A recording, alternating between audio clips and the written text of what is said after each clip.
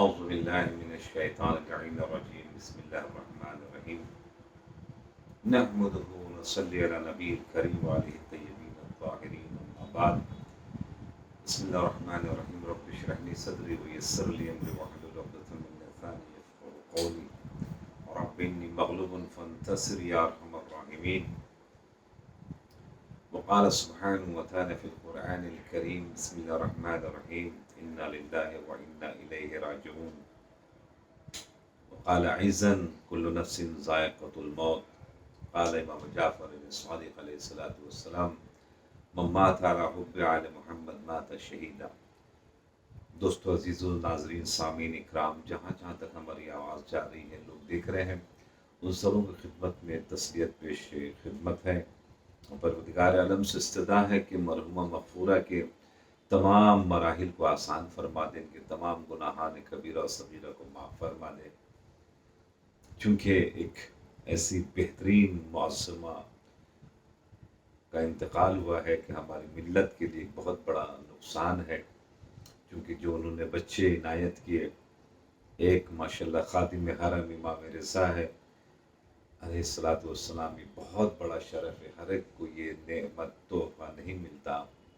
اس طریقے سے ہمارے بہن جو ان کی ایک دختر نیک اختر تہران میں رہتی ہے، سائنٹسٹ ہے، اور ہر دل عزیز جو یہاں پر صرف بامبے میں نہیں بلکہ آل اوور انڈیا اینڈ جہاں جہاں تک جو جانتے ہیں ہمارے سسٹر خواہر عزیز نادی صاحبہ کو، پروردگار عالم بہت لوگ چاہتے ہیں، ان کے اخلاق، ان کی زبان، ان کے طور طریقے سے بہت لوگ متاثر ہیں۔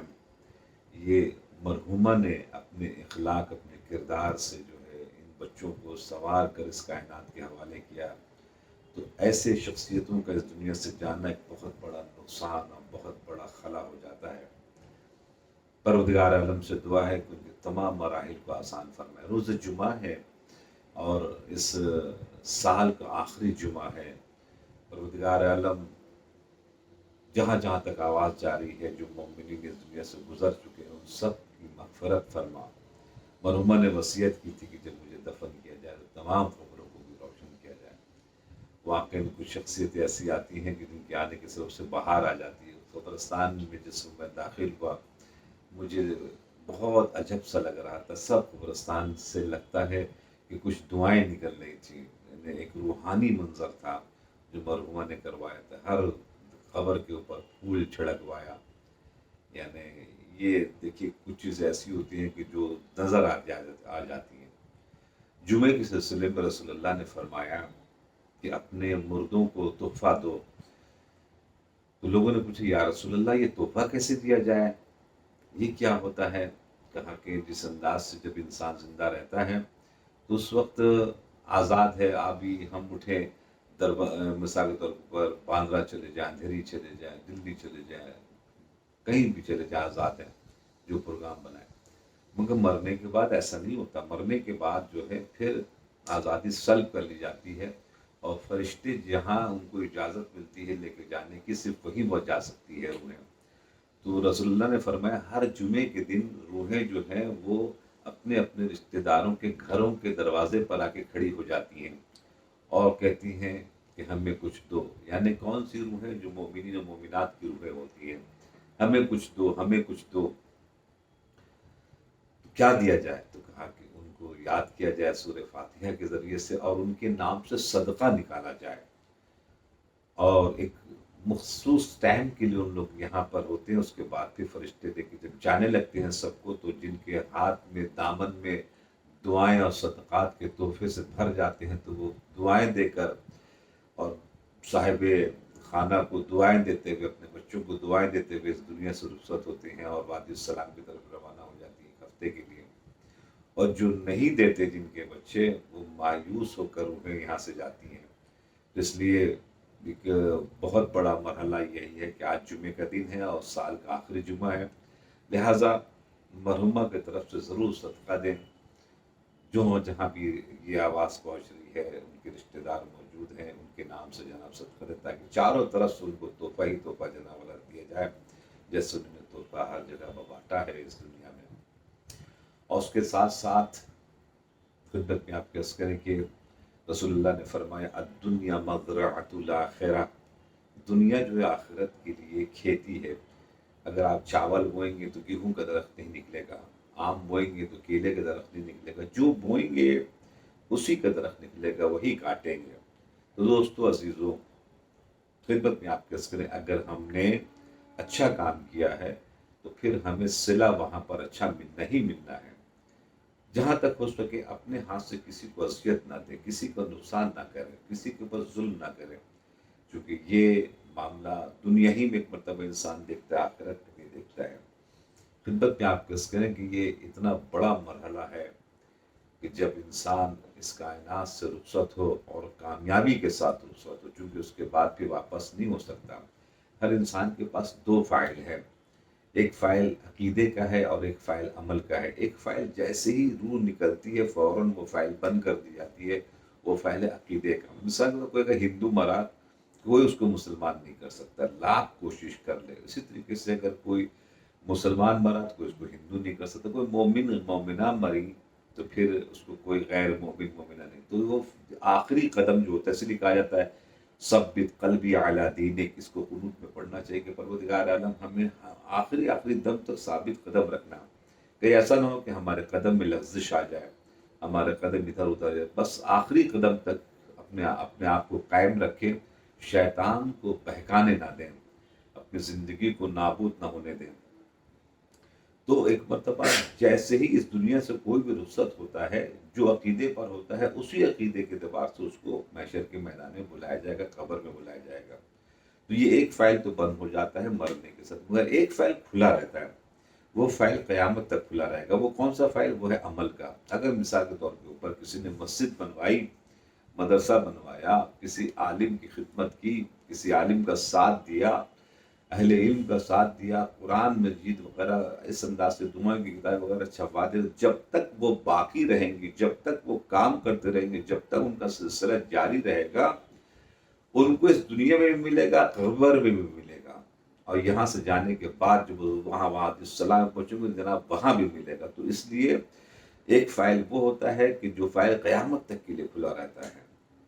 تو انسان کو بزنس اللہ کے ساتھ کرنا چاہیے کہ کچھ ایسا کام کرے، جیسے مثال کے طور پر مسجد ایرانیان کو بنانے والے اس دنیا میں نہیں ہیں، امین کو بنانے والے دنیا میں نہیں ہے، تو آج دنیا سے وہ چلے گئے، مگر آج اس میں نماز ہو رہی ہے، عبادت ہو رہی ہے، اس کا سلسلہ مستقل طور کے اوپر ان کے پروندہ یعنی ان کی فائل میں جناب پہنچ رہا ہے اور ان کو ملتا چلا جا رہا ہے۔